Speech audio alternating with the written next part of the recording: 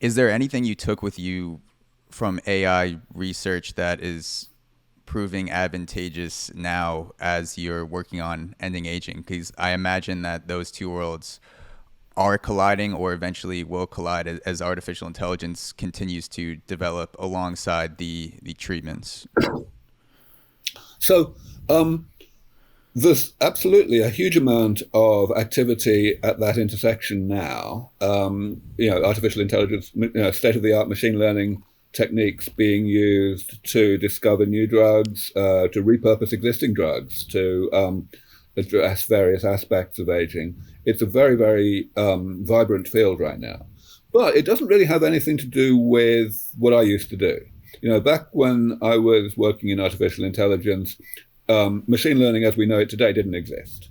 The whole idea of modeling the structure of the brain had been considered in the 70s and so on, but had been basically thrown out as impractical, not going to work. Now, only a few people recognized that that was premature, that actually there was life in that area of research. Mm-hmm. And those few people kind of kept the flame alive, and eventually, less than a decade ago, about a decade ago, they kind of had some breakthroughs that created the entire field as we know it today.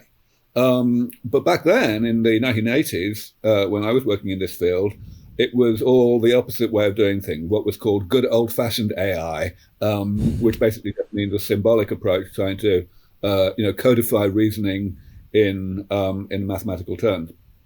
And so really, my experience back then doesn't have much to do with today's interface between AI and biology. However, when I made the switch, so we're talking the mid-90s now, at that point, it was enormously valuable to me. Not in specifics, in terms of the actual artificial intelligence work I was doing, but rather because I was coming into the field with a goal-directed, technologist mindset and a way of looking at data that was completely complementary, completely different from the way that everyone else in the field was doing. The people who were career biologists and who were regarding aging as a phenomenon to be understood better rather than a phenomenon to be actually manipulated. Honestly,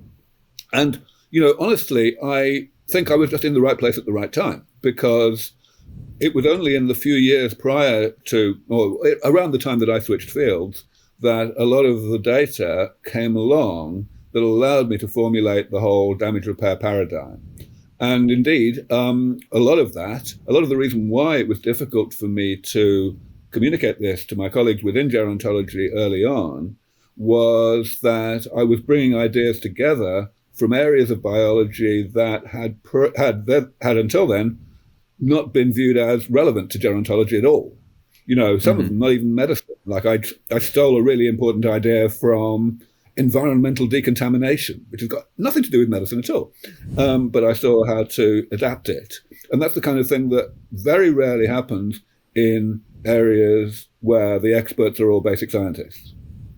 So the timing was super important for you switching from AI to biology. Things had developed to a point where had you switched earlier or later, it wouldn't have been the same effect? Well, certainly if I'd switched earlier, I wouldn't have had the substrate with which to bring things together. There was just not enough. Most of the components were not there yet. If I come along later, well, it's hard to know, to be honest, because, it depends how much later, of course. I would say if I'd come along 5 years later, there probably still wouldn't have been anyone except me. But maybe 15 years later, it would have been different.